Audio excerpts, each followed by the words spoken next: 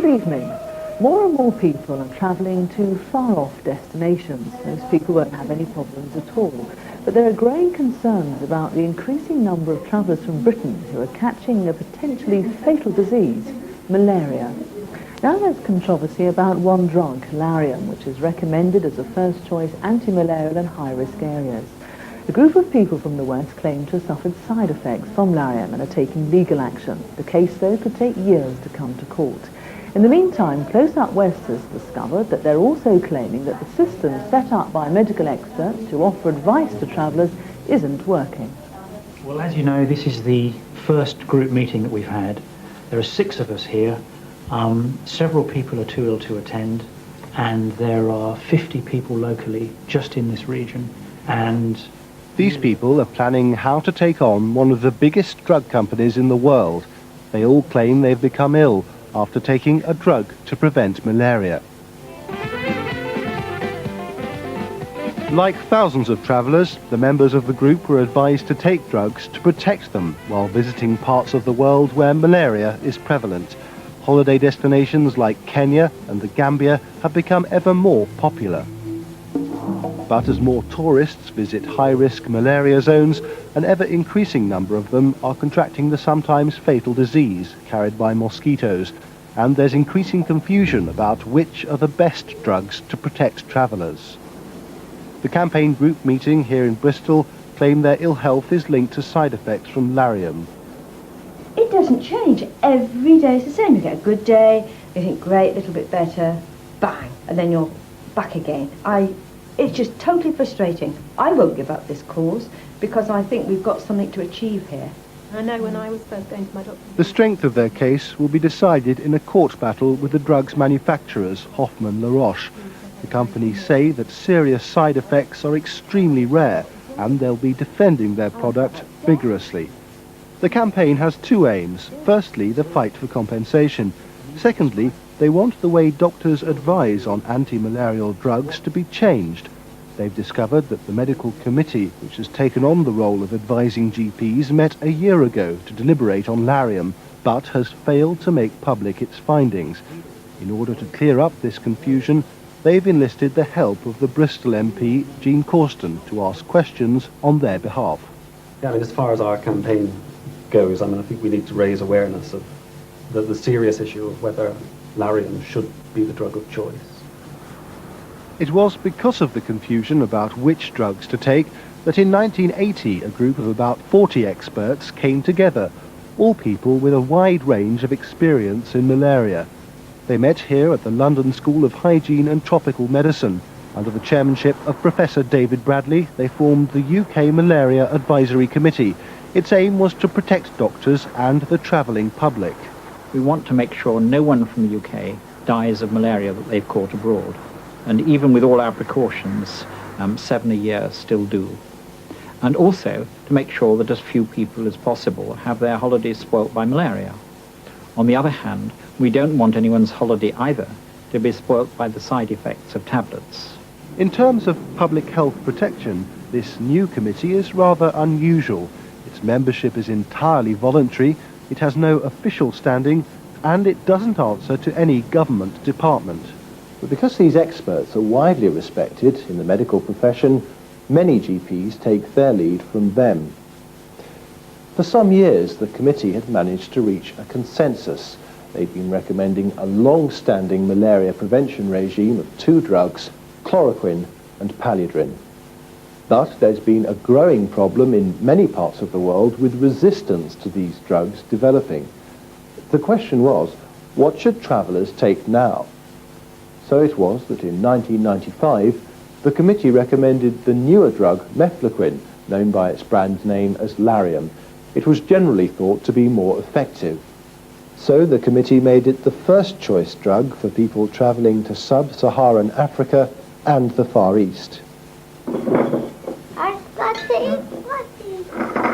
gone outside, hasn't she? No. One of those heading the campaign is Bristol University lecturer Ben Oakley.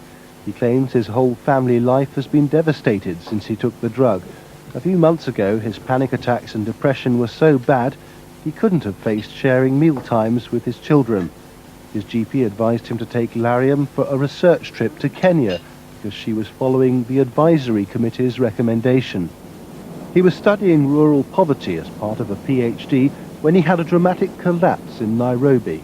I just collapsed in the street, basically. It felt as though I was having a heart attack initially, and sort of sank to my knees, and then when what was, I presume, a severe palpitation stopped, I started then to have memory loss. I couldn't remember who I was and where I was, and it took me quite a while to sort of pull myself together and then start to look for a doctor. The doctor recommended a week's rest, but Ben's condition deteriorated. When I collapsed again, and finally, when I saw the tropical medicine consultant at Nairobi Hospital, he carried out a number of tests and said, well, yes, I can have mefloquine toxicity. I had a number of symptoms that he had identified in other patients that he treated. And it was something that was quite common for the doctors in Nairobi. He's totally different. In a way, I don't know my husband anymore. He's more like another child. I know it sounds dreadful to say this, but I have to look after him the whole time. I have to always be wary about how he's feeling at the moment, and very responsible for getting the children out of his way and making sure that there's no stressful situations around. I have to look after him in the night quite often because he's frightened.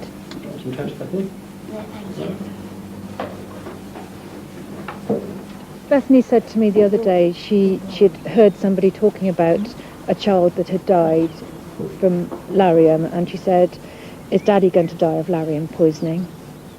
And she's worried. She's had a terrible year, awful, for a child to have that kind of stress, not knowing. None of us know how long it's going to last. Ben has been seen by 3 medical specialists who've diagnosed he's suffering the effects of Lariam poisoning, taken its toll on family life. I think the lowest point is when he wants to kill himself. And one night I called the paramedics out because I didn't feel strong enough to stop him from killing himself. He had hallucinations where he thought that his whole lips had turned to liquid. So he couldn't drink because obviously he was thirsty. He couldn't drink because his lips were liquid, and he actually felt the pain as if his whole face was disintegrating. Hoffman LaRoche have declined an interview with Close Up West. They did, however, say that neuropsychiatric side effects are rare and that Lariam offers the best protection against malaria in areas where resistance to older drugs is widespread. Meanwhile, back at the Action Group meeting, they're discussing the practical difficulties of getting together. It would be so nice for those people who are out on their own and have never come across the group and have never discovered the reasons for some of these symptoms, if we could actually get them to come to us. Although, having said that, because of the way we are, we almost need people to look after us. They met in March '96 for an emergency The man heading the campaign is Lance Cole from Swindon. He's also been diagnosed with Lariam poisoning by an expert in tropical medicine. He was first advised to take the drug 4 years ago on a working trip to Africa. He was piloting this flying boat. The flying boat was a World War II Catalina, and they were reenacting the old Imperial Airways great days of flying. We moored it at the Imperial Airways steps at Victoria Falls and flew it off the end of Victoria Falls, and then tracked up Africa, visiting remote settlements and taking tourists on flights, and generally reenacting the exciting days of grand air travel. It was the chance of a lifetime. However, Lance became ill after taking his Lariam tablets. He had to cut his trip short and return to Wiltshire. After seeing several doctors, he was advised to take a holiday for a rest. Ironically, he chose to go to Bali, and therefore it was suggested once again he should take Lariam. I took the pills just before I left and for the first part of the holiday, and I ended up in hospital in the outback of Bali with cardiac problems, paralysis, hallucinations, complete panic attacks, some kind of psychotic state that I've never had in my life ever before. I've been perfectly fit. And I was very, very ill. And once again, nobody knew what was wrong with me. And the malaria tablets that can make it a holiday from hell. Watchdog, the programme you cannot afford to miss. Lariam can... By November 1995, the BBC consumer programme Watchdog was reporting on the controversy. One of the strongest views was expressed by a leading GP who was asked whether he would take the drug. I would be reluctant because of the information that is reported to me and to all doctors about its safety profile and its side effects.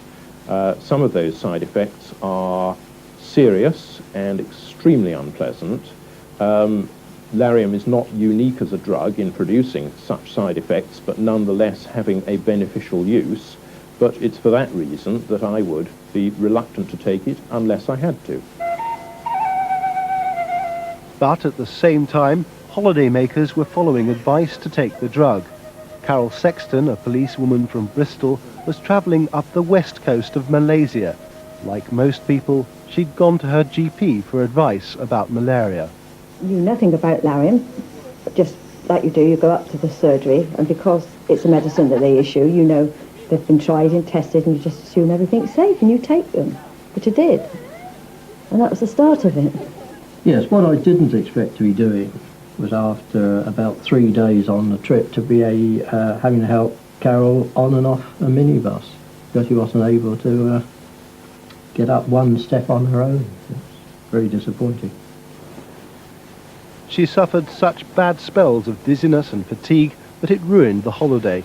And since returning, she's been off work for a year. Now she's back, but only on light duties. That holiday has absolutely ruined my life. I don't know if I'm ever going to be well. My job is still in question because I'm not physically fit. I was a full operational officer before I had this illness. Running to keep fit. There was nothing wrong with me. And now I can't do anything. 4 hours a day is maximum, and that's my brain capacity, bombed out. No social life, you can't go anywhere. Do Hoffman and Roche call that normal living? Because I don't. I find my existence totally frustrating. I'm angry, and how much longer is it going to go on? Have I got this for life? Because that's what I feel I have. Don't bother with any food I don't want to eat today. Yeah. Okay. Doctors were first baffled by her symptoms, but a specialist has diagnosed her as suffering from Lariam poisoning. In 2 days' time, she'll face a medical to decide whether she can remain in the police force. But while people from the action group claim their lives have been ruined, one of the main arguments in all of this is over the definition of how seriously people have suffered. The drug manufacturer, Hoffman La Roche, say the criteria for serious side effects is either death or prolonged hospitalization or significant disability. That classification is set by the World Health Organization. Roche say that such serious side effects are extremely rare, occurring in only 1 in 10,000 people. The company does accept that nearly a quarter of people taking Lariam will experience some lesser form of side effect, particularly dizziness and nausea. This is MASTER, the medical advisory service for travellers abroad. They have their own doctors, but when it comes to malaria, they rely on the recommendations agreed by the experts, the UK Advisory Committee. As a result, they suggest Lariam or mefloquine as the first choice drug, but they've been concerned about the number of clients reporting unpleasant side effects. Some time after mefloquine started to be used more widely in the UK, we became aware of anecdotal reports, really, of GPs or nurses ringing up and saying, you know, this chap's been on mefloquine and he's had these terrible dreams and he feels awful, you know. And we were getting rather more reports of people having quite unpleasant problems than we would have expected if it was truly 1 in 10,000. MASTER conducted their own survey of travellers. They compared people taking the older drugs, chloroquine and paludrin, with those taking Lariam or mefloquine. They claimed that the neuropsychiatric side effects with Lariam were much more frequent. Of 1,200 travellers, 1 in every 140 taking Lariam was so affected by the drug they were temporarily unable to carry out day-to-day activities. That compared with 1 in 1,100 taking chloroquine and paludrin experiencing similar side effects. Roche did not accept the study, saying it was too small and disputing the definition of side effects. Roche have previously sponsored another study. Out of 53,000 travellers, they found that 1 in 10,000 suffered severe neuropsychiatric side effects. They also found similar results in 1 in 13,600 travellers taking chloroquine and paludrin. But the drug company itself has come in for criticism from one expert in tropical medicine. He believes that everyone has underestimated the number of serious side effects. I think we really badly need to know what the true instance of side effects is. There are